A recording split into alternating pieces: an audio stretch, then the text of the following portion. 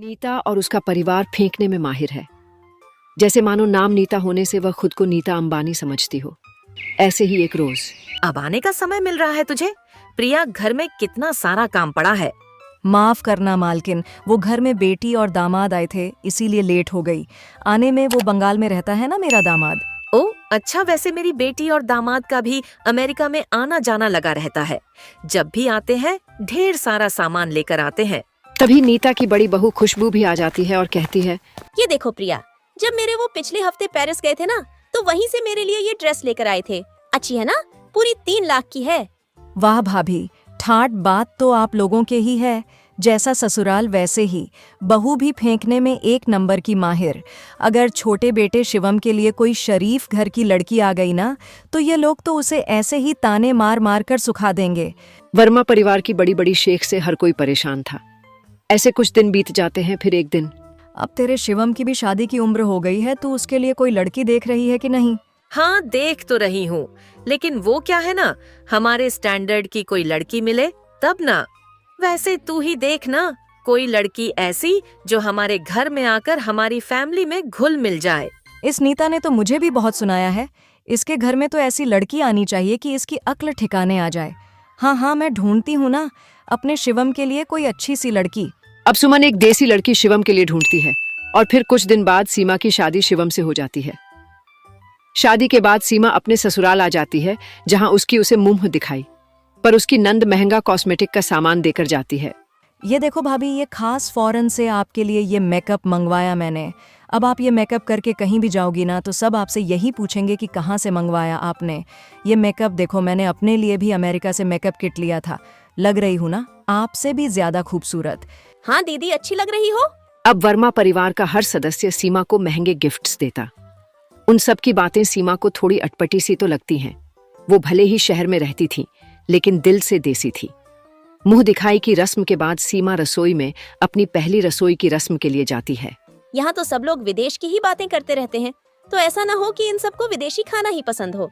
लेकिन मुझे तो विदेशी खाना बनाना आता ही नहीं। हाँ, आइडिया। सीमा को कुछ समझ ही नहीं आता कि वह क्या बनाए, इसलिए वो चिवड़ा और आलू मिलाकर सबको परोसती है।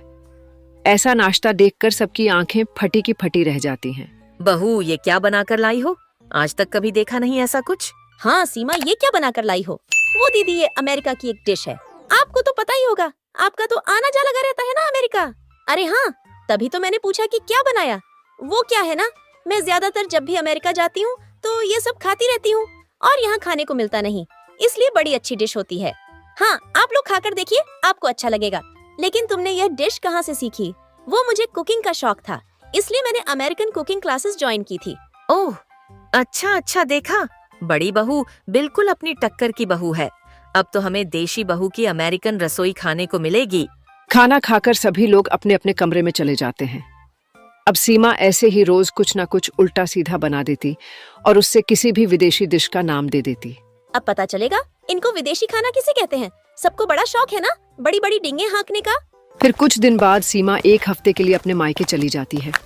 उसके जाने के बाद उसकी जेठानी खाना बनाती है। ना बाबा ना, मैंने सोचा था देवरानी आएगी तो रसोई से आराम मिल जाएगा। और मम्मी जी, आप चाहते हो कि फिर से मैं उस रसोई को संभालूं? ना बाबा ना।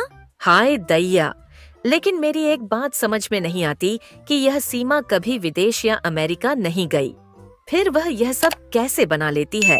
हाँ, उसने कहा कि उसने अमेरिकन कुकिंग क्लासेस ली है। अच्छा, तो एक बार उन डिशेस का नाम तो सर्च कर। नीता की बड़ी बहू जैसे ही डिशेस को सर्च करती है तो सीमा की पोल खुल जाती है। आने दो सीमा बहू को, अब उसकी खैर नहीं। सीमा वापस घर आती है तो फिर से सबको अमेरिकन डिश के नाम से कुछ बनाकर परोसती है। कोई तेरा यह खाना नहीं खाने वाला? हम कोई बेवकूफ नहीं। तुम खुद को बड़ा स्मार्ट समझती हो ना, हम सबको उल्लू समझती हो, जैसे हमें कुछ पता ही नहीं चलेगा। ये कोई अमेरिकन रसोई की डिश नहीं है, हम सबको उल्लू बनाया जा रहा है इतने दिनों से। अच्छा, और आप सब जो इतने दिनों से सबको उल्लू बनाते जा रहे हो, उसका क्या? यह फॉरेन का मेकअप, साड़ी और ये बैग है। अच्छे से जानती हूँ मैं, सदर बाजार में बड़ा ही सस्ता मिलता है। वो सब इस हाथ दे उस हाथ ले, मैंने कुछ अलग नहीं किया, वही किया जो आप सब इतने दिनों से करते आ रहे हो। उसकी बातें सुनकर सबको अपनी गलती का एहसास होता है और अब से वह यह सब शेख मारना और झूठ बोलना सदा के लिए छोड़ देते हैं। तो वहीं सुमन भी अब खुश थी कि सीमा ने उन सब की अक्ल ठिकाने लगा दी।